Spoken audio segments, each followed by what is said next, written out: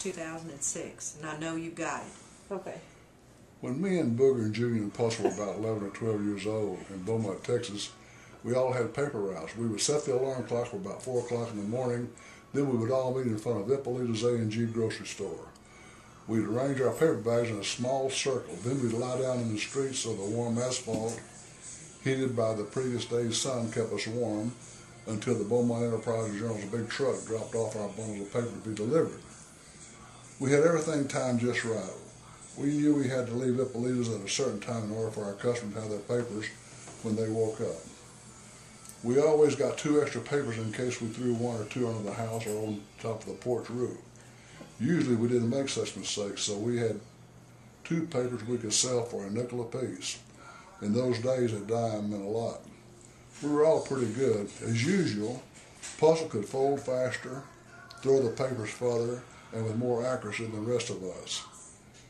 We walked down the middle of the street, and we got so good, rather than walking over and getting closer, we could just hit the front porch every time. It was just... You should let him fold a paper for you sometime so he can show you how. It doesn't look like anything that we get. We would walk on our routes on the outside of the when he gets street, through fold there. our papers, and deliver them to each porch with precise accuracy, careful not to hit the screen door, which could cause considerable damage, bringing down the wrath of the homeowner. When it came time to collect the monthly bill, we had to go out and collect them too. There were a couple of my customers who wanted to withhold the cost of repair of the screens. It took all the begging and I'm sorry's to keep them going in the red in that my early paperboy days. Anyway, we'd place our paper bags in a circle and we'd use them as pillows. If you were looking straight down on us, it would remind you of a Western Flyer bicycle.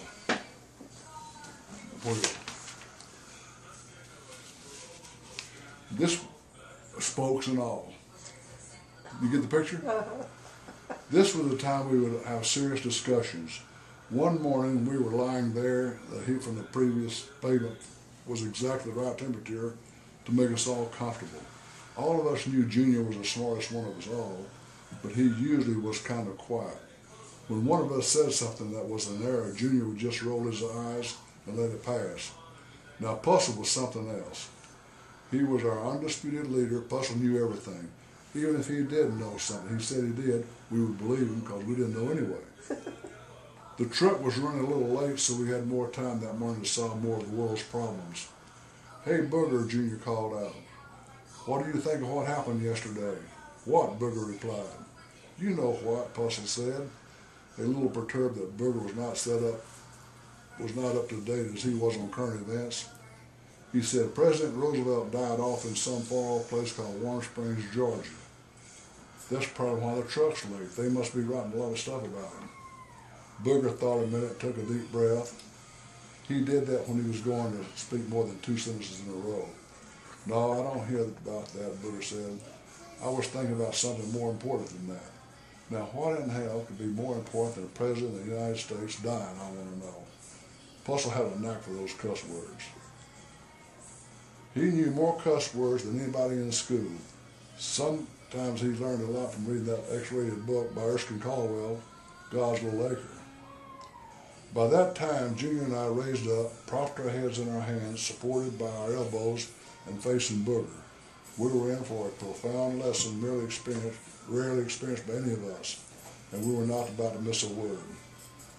Booger got a real serious expression on his face and began to explain. He started out, "Y'all remember when it rained yesterday morning? I looked up, and when it stopped, I saw this giant rainbow. It had all the colors you could imagine, red, green, yellow, and pink. I studied it for a while and figured it started from over there near Pipkin Park and landed about in Mr. Blackwell's backyard. It was just a few miles, and when I got there, I was wrong. The end of the rainbow was a lot further away, and I just kept walking. It got dark on me, and my rainbow disappeared. I remember what Mr. Millen told us one time. You remember him. He taught us that last summer at Vacation Bible School. He told us a story about if you look hard enough, you can find the end of the rainbow. And when you do, you can find all sorts of good things.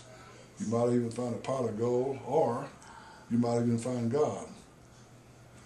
I didn't know what I was really looking for, but after thinking about it, I don't really care anything about a pot of gold. And you know, presidents come and go, but rainbows like mine are few and far between. I can't wait for it to rain again. I'll find my rainbow again someday. None of us said anything. We saw the headlights of the paper truck coming, and we went about our job in silence. We never talked about God before, much less about colored rainbows. I think about those times every once in a while. I can still see the four of us, me, Booger, Junior, and Pussy. Our bags full of papers, laughing and carrying on, knowing we had the rest of the day to be together. Maybe we'll go down on the river or somewhere. We lost track of each other, and it's been over 60 years now. Junior graduated from college and became a successful executive at the Sun Oil Company. I graduated from Baylor University and very happy with my life. Puzzle was sent to the penitentiary for murder. No one has heard any more about him. Booger was killed in the Korean War. I think of Booger a lot. I hope he found his rainbow. I hope we all did. I just picked up our mail, and it was the Devil's River News, the weekly Sonora newspaper we subscribe to.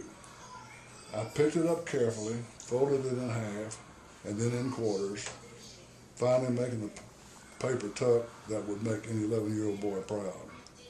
Then I cocked the old throwing arm and let it fly.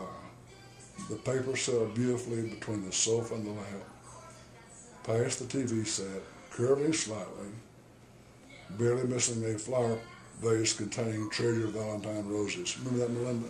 Yeah. Finally landing in the foyer on the Persian rug, then skidding within 2 inches of the front door, precisely the way I used to do it. I smiled and I thought about me, Booger, Junior, and Puzzle. That's a great story. I like that.